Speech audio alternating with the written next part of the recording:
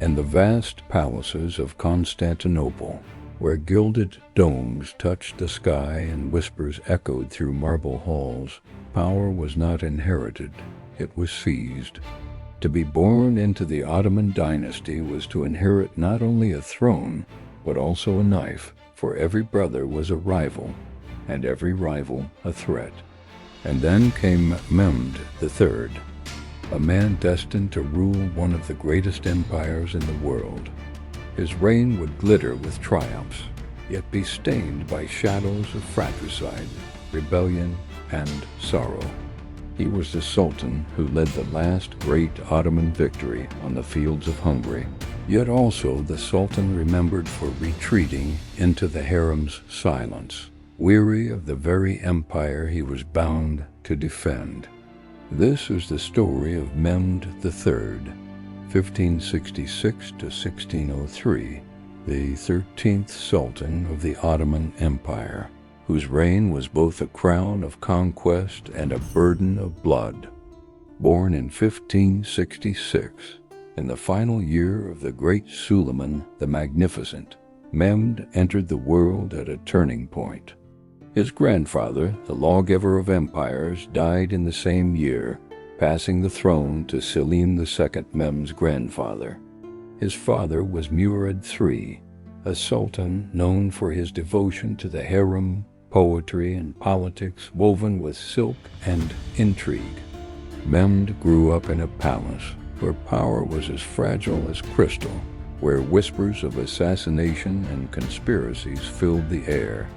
He was educated in the Ottoman tradition, languages, theology, statecraft, and above all, the art of war. Yet his childhood was overshadowed by the grim reality of his dynasty's law, the law of fratricide, which declared that when one prince ascended to the throne, his brothers must be executed to secure the succession. Mehmed must have known, even as a boy, that one day the crown might come at the cost of his brothers' lives. When Mehmed's father, Murad III, died in 1595, the young prince ascended the throne. He was only 29 years old. The moment he donned the turban of sovereignty, he carried out the grim ritual of succession. 19 of his brothers were executed. It was not cruelty for cruelty's sake, it was policy, rooted in the belief that civil war among brothers could destroy the empire. Yet this act, though common in Ottoman tradition, earned Mehmed the haunting reputation of a fratricidal ruler. The people whispered of the blood that had been spilled, even as the empire rallied around its new sultan.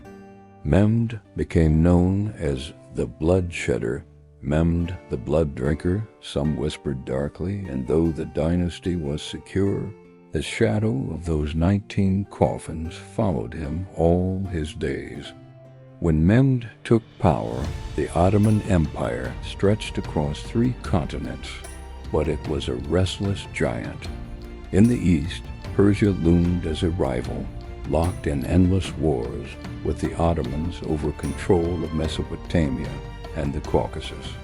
In the west, the Habsburgs of Austria threatened Hungary, and the Holy Roman Empire remained a constant enemy.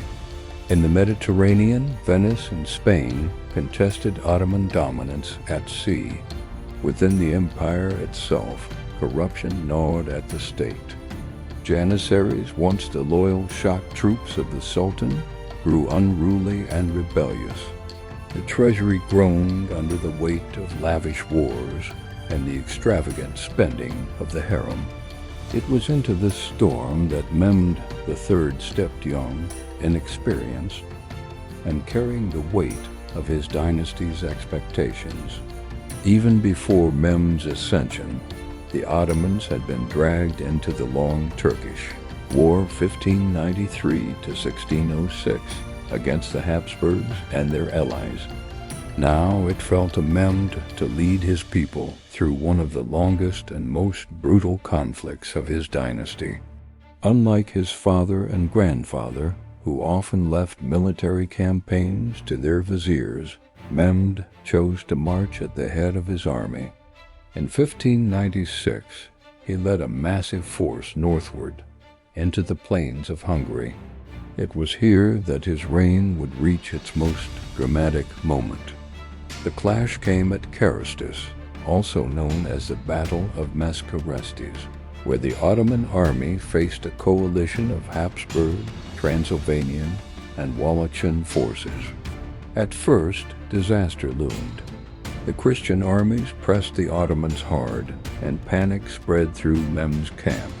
Even the Janissaries, once unbreakable, faltered. The young Sultan, inexperienced in war, nearly fled. But fate turned.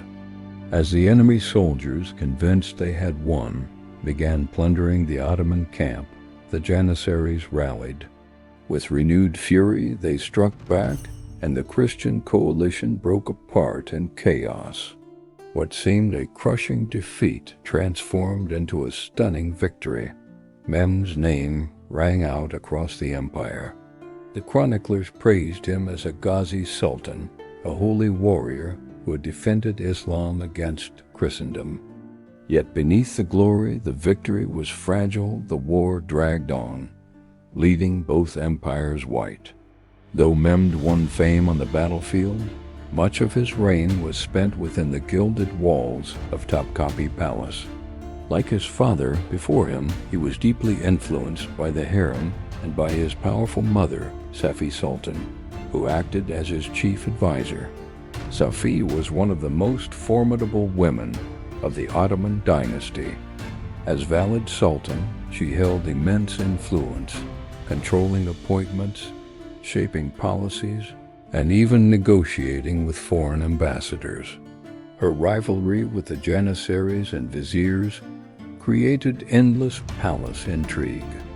The empire was often ruled not by Mehmed alone, but by this partnership between mother and son, sometimes harmonious, often fraught with tension.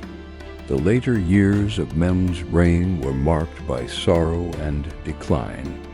Revolts erupted in Anatolia, known as the Silali rebellions, fueled by corruption, famine, and the oppressive weight of war taxes. The once disciplined Janissaries mutinied, their loyalty crumbling as they demanded higher pay and political influence. The empire's economy suffered as silver from the New World flooded into Europe, devaluing Ottoman currency and destabilizing trade.